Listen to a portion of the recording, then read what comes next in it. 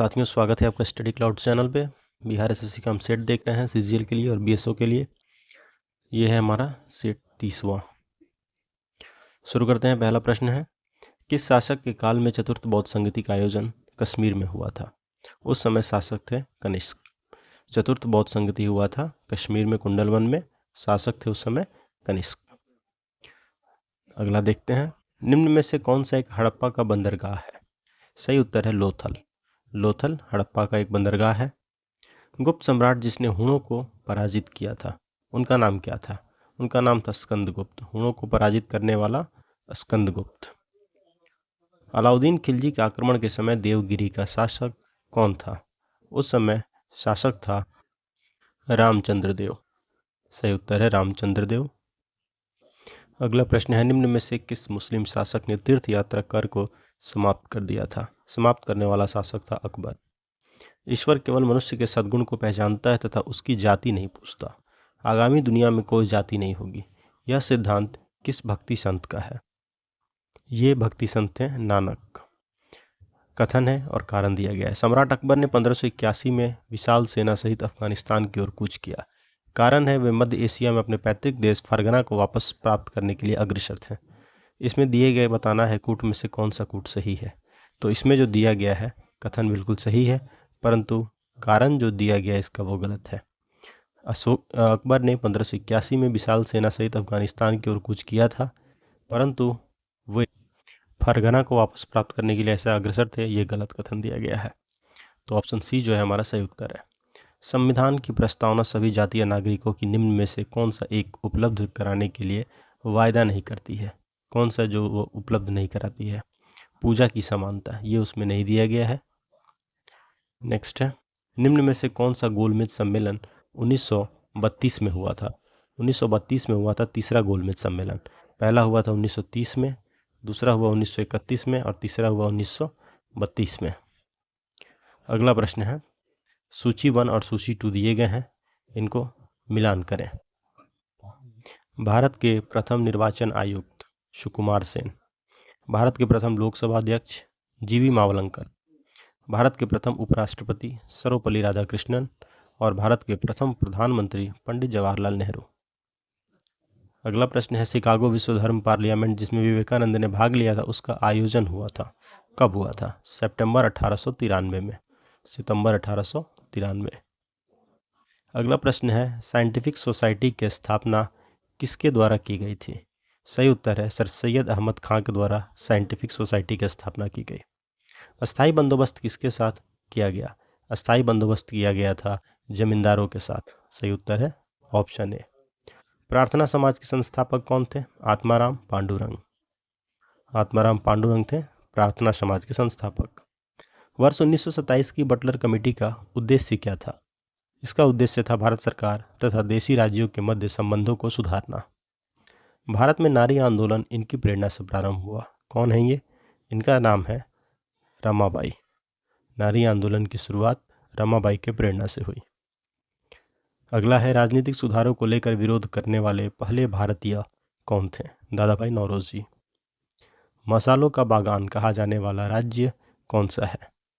केरल। भारत में अति सघन वनों का सर्वाधिक क्षेत्र जिस राज्य में पाया जाता है वह राज्य है अरुणाचल प्रदेश। किस मृदा को कम सिंचाई की आवश्यकता होती है क्योंकि वह मृदा नमी को रोके रखती है? यह है काली मृदा, जो कि नमी को बनाए रखती है, इसलिए इसमें कम सिंचाई की आवश्यकता होती है। निम्न में से किस एक राज्य में सुईल नदी परियोजना स्थित है? ये स्थित है हिमाचल प्रदेश में। जंगली गधों का अभयारण्य कहाँ पे है? गुजरात में। अगला प्रश्न है, दिए गए हैं भारतीय रिजर्व बैंक के कार्य, बताना है कौन सा कूट सही है, कौन सा कार्य है भारतीय रिजर्व बैंक का। पहला है सभी नोट व सिक्के जारी करना। पहला स्टेटमेंट गलत है क्योंकि सभी नोट और सिक्के जारी करने का अधिकार है वित्त मंत्रालय को, भारत सरकार को। इनको प्रचलन में लाने का, वितरण करने का अधिकार सिर्फ आरबीआई को दिया गया है। तो पहला गलत है। सभी नोट व सिक्के को वितरित करना आरबीआई का कार्य है। मौद्रिक नीति का निर्धारण करना आरबीआई का कार्य है। भारत सरकार की अंतर्राष्ट्रीय मुद्रा कोष की सदस्यता के अंतर्गत सरकारी एजेंट की भूमिका निभाना, ये भी भारतीय रिजर्व बैंक का कार्य है। 2, 3 और 4, ऑप्शन सी जो है वो सही उत्तर है। निम्न कथनों पर विचार करिए, बताइए कौन से कथन सही दिए गए हैं। पहला कथन है जिम कॉर्बेट राष्ट्रीय उद्यान भारत का प्राचीनतम राष्ट्रीय उद्यान है, बिल्कुल सही है। दूसरा है वर्ष 1973 में प्रारंभ की गई बाघ परियोजना के 9 बाघ संरक्षण क्षेत्रों में से एक था, सही है। प्रारंभ में इसका नाम हैली राष्ट्रीय उद्यान था, ये भी सही है। 1, 2 और 3 तीनों कथन सही दिए गए हैं। विश्व के वन आवरण का सर्वोच्च प्रतिशत संबंधित है किससे? इसका संबंध इनमें से दिए गए ऑप्शन में से ऑप्शन ए से है शीतोष्ण कटिबंधीय शंकुधारी वनों से। यूरोप के लौह उत्पादों देशों में फ्रांस का स्थान क्या है? लौह उत्पादक देशों में फ्रांस का स्थान है दूसरा। भूमध्य रेखा गुजरती है कैमरून से, केन्या से, कोस्टा रिका या वेनेजुएला? सही उत्तर है हमारा केन्या से। भूमध्य रेखा गुजरती है केन्या से। भारतीय संविधान में मूल अधिकारों का विचार लिया गया है। मूल अधिकारों का ये विचार कहाँ से लिया गया? अमेरिका के संविधान से। निम्न कथनों में से कौन सा एक सही नहीं दिया गया है? पहला है धन संपत्ति के मामले में राज्यसभा शक्तिहीन है, सही है। धन विधेयक की शुरुआत राज्यसभा में होती है, गलत है। लोकसभा द्वारा पारित किए जाने के बाद राज्यसभा को 14 दिनों के भीतर विधेयक को पारित करना होता है, सही है।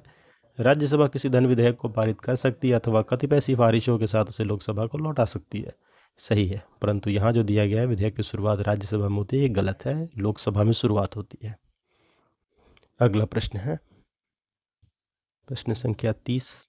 भारतीय संविधान द्वारा प्रदत्त निम्न में से कौन सा अधिकार गैर नागरिकों को भी उपलब्ध कराया गया है? संवैधानिक निराकरण का अधिकार है गैर नागरिकों को उपलब्ध। संसद द्वारा संकट काल की घोषणा का अनुमोदन कितनी अवधि के अंतराल में होना आवश्यक है? 1 माह के अवधि के अंतराल पे। निम्न में से कौन सी भारत में संसद की वित्तीय समितियां कहलाती हैं? कौन कौन सी समितियां हैं वित्तीय समिति? सही उत्तर है हमारा ऑप्शन डी, ये तीनों। लोक लेखा समिति, आकलन समिति, सार्वजनिक उपक्रमों से संबंधित समिति। प्रश्न संख्या 33 देखते हैं। भारत में नियोजित अर्थव्यवस्था आधारित है इनमें से किस पे? इसका आधार है मिश्रित अर्थव्यवस्था पे। ये आधारित है मिश्रित अर्थव्यवस्था पे। सुमेल करिए। पहला है चीन, भारत, सऊदी अरब, थाईलैंड। और पदार्थ दिए गए हैं। अग्रणी उत्पादक देश को किस पदार्थ के लिए कौन सा देश है? मिलान करते हैं। पहला है चीन लॉ के लिए, भारत दूध के लिए, सऊदी अरबिया पेट्रोलियम के लिए, थाईलैंड प्राकृतिक रबड़ के लिए। सही उत्तर होगा हमारा ऑप्शन बी। वह कौन सा बैंक है जिसने कृषकों के पास आसानी से पहुंचने के लिए किसान क्लब बनाए हैं? भारतीय स्टेट बैंक। निम्न में से कौन सा मानदंड भारत में किसी अधिवास यानी सेटलमेंट को नगरीय केंद्र परिभाषित करने के लिए स्वीकार नहीं किया गया है? सही उत्तर होगा हमारा व्यावसायिक संरचना, ऑक्यूपेशनल स्ट्रक्चर जो है ये स्वीकार नहीं किया गया है उसको परिभाषित करने के लिए। अगला है न्यूनतम समर्थन मूल्य, मिनिमम सपोर्ट प्राइस का निर्धारक कौन सा है? क्या इसका निर्धारक है? कृषि लागत और मूल्य आयोग इसका निर्धारक है। वह कौन सा वित्तीय वर्ष है जिससे सार्वजनिक उद्यमों में विनिवेश आरंभ हुआ? डिसइन्वेस्टमेंट। विनिवेश किस वर्ष से आरंभ हुआ है? सही उत्तर 1991-92 से। निम्न में से कौन सा एक असमानता घटाने का उपाय नहीं है? अर्थव्यवस्था का उदारीकरण इसका उपाय नहीं है। भारत में निर्धनता का स्तर का आकलन किया जाता है किसके द्वारा? परिवार के उपभोग व्यय के आधार पर। परिवार के उपभोग और व्यय के आधार पर। ठुमरी गायिका गिरिजा देवी, इनका संबंध किस घराने से था? इनका संबंध था बनारस के घराने से। निम्न में से कौन सा बिहार का लोक नृत्य नहीं है? चरकुला नहीं है बिहार का, कजरी, झिझिया और विदेशिया तीनों बिहार से संबंधित हैं। सूची दिए गए हैं, मिलान करना है। पहला है आइस हॉकी, संबंधित देश कनाडा, राष्ट्रीय खेल है वहाँ का। रग्बी फुटबॉल ये स्कॉटलैंड का। बुल फाइटिंग स्पेन का। बेसबॉल अमेरिका का। ऑप्शन ए जो है हमारा सही उत्तर है। निम्न में से कहाँ ताप विद्युत गृह नहीं है? पूर्णिया में नहीं है, बरौनी में है, कहलगांव में है, कांटी में है, लेकिन पूर्णिया में ताप विद्युत गृह नहीं है। बिहार में 2011 की जनगणना के अनुसार सर्वाधिक साक्षरता वाला जिला कौन सा है? सबसे ज़्यादा साक्षरता वाला जिला है 2011 के जनगणना के अनुसार रोहतास जिला। अगला प्रश्न है, सुमेल करिए महाजनपद जो कि आज आधुनिक क्षेत्र में किस नाम से जाने जाते हैं। पहला है हमारा मगध, जो कि अब पटना या गया के जिले जो संबंधित क्षेत्र हैं वो मगध था। वत्स इलाहाबाद, कौशल अवध और अवंती मालवा का क्षेत्र। ऑप्शन ए जो है सही उत्तर है।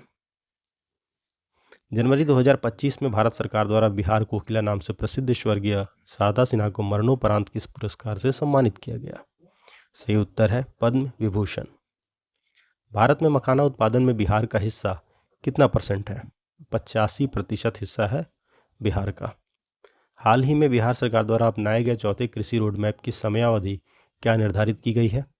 2023 से लेकर 2028 तक का।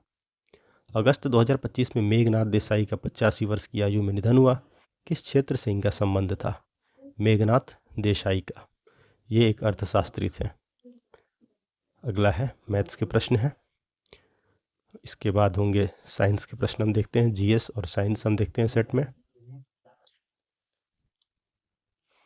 वह युक्ति जो 10⁻⁻⁴ मीटर लंबाई को यथार्थ पूर्वक नापने के लिए प्रयोग की जाती है, कौन सी है। सही उत्तर है वर्नियर कैलिपर्स। एड्स के उपचार में प्रयुक्त की जाने वाली औषधि, ये किस प्रकार की औषधि है। अकार्बनिक या कार्बनिक यौगिक या अकार्बनिक व कार्बनिक यौगिक या उपयुक्त में से कोई नहीं। तो ये एक कार्बनिक यौगिक है। एड्स में उपचार में प्रयुक्त की जाने वाली औषधि जिसे AZT बोलते हैं, एजिडोथाइमिडाइन, ये है कार्बनिक यौगिक। नेक्स्ट मैथ्स के प्रश्न, साइंस के प्रश्न ये है, एक वस्तु 80 डिग्री सेल्सियस 50 डिग्री तक ठंडा होने में 5 मिनट का समय लेती है। यदि परिवेश का तापमान 20 डिग्री है तो इसे 60 डिग्री से 30 डिग्री तक ठंडा होने में कितना समय लगेगा। सही उत्तर होगा 9 मिनट का समय इसमें लगेगा। न्यूलैंड के अष्टक नियम, न्यूलैंड्स का जो लॉज ऑफ ऑक्टेट है, इसके अनुसार लिथियम के गुण समान थे किसके, किसके समान इसका गुण था, सोडियम के। अंतर आणविक आकर्षण बल को कहते हैं, क्या कहते हैं, वांडर वॉल्स फोर्स। 1 किलोग्राम भार बराबर होता है किसके, 9.8 न्यूटन के। निम्न में से कौन सा क्षारीय मृदा धातु से संबंधित नहीं है। कौन सा क्षारीय मृदा धातु से संबंधित नहीं है। सही उत्तर है हमारा ये जो नहीं है क्षारीय मृदा धातु से संबंधित वो है फ्रांसियम, जिसका एटॉमिक नंबर 87। अगला प्रश्न है, प्रयोगशाला में पहला कार्बनिक यौगिक किसके तत्वों से बनाया गया था। एसिटिक एसिड के। किसी पिंड के जड़त्व आघूर्ण तथा कोणीय त्वरण के गुणनफल को कहते हैं। किसी पिंड के जड़त्व आघूर्ण तथा कोणीय त्वरण के गुणनफल को क्या कहते हैं। सही उत्तर होगा हमारा बल आघूर्ण। हुक्स लॉ ये परिभाषित करता है किसको, हुक्स लॉ किसको परिभाषित करता है, प्रत्यास्थता गुणांक को। प्रदूषक किस रूप में पाए जाते हैं। प्रदूषक पाए जाते हैं द्रव में भी, ठोस में भी, गैस में भी, सभी। किसी विद्युत बल्ब पर 100 वाट 220 वोल्ट अंकित है तो बल्ब का रेसिस्टेंस यानी प्रतिरोध कितना है। इसका प्रतिरोध होगा 484 ओम।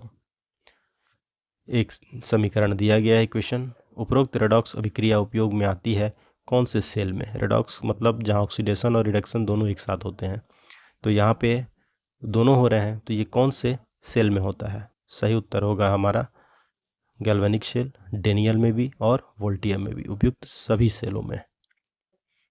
जब तक चॉक स्टिक को स्याही के विलयन में डुबोया जाता है तो निम्न में से कौन सा प्रक्रम होगा। जब एक चॉक स्टिक को स्याही के विलयन में डुबोया जाएगा तो क्या होगा, कौन सा प्रकरण होगा। तो उस समय अवशोषण भी होगा और अधिशोषण भी होगा, ए और बी दोनों।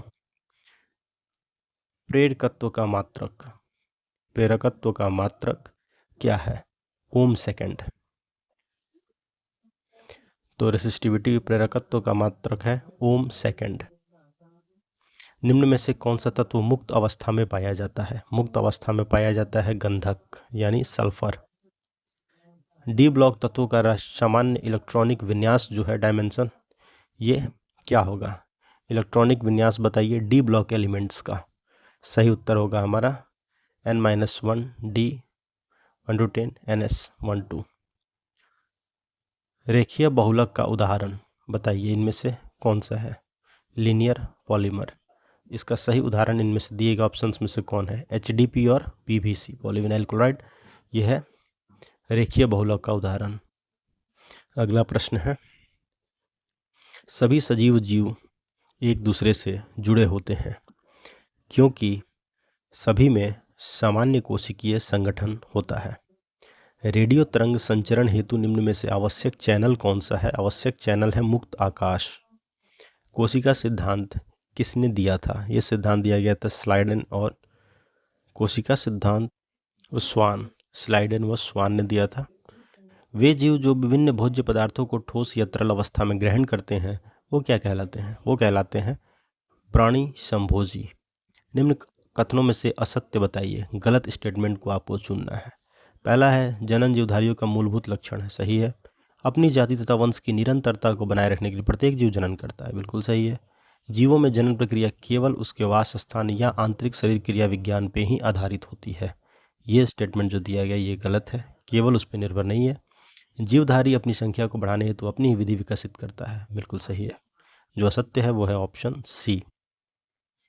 विज्ञान की किस शाखा के अंतर्गत जीवों के DNA में परिवर्तन किया जाता है? सही उत्तर है जैव प्रौद्योगिकी शाखा में, बायोटेक्नोलॉजी। वन्य जीव सप्ताह मनाया जाता है कब? 1 से 7 अक्टूबर।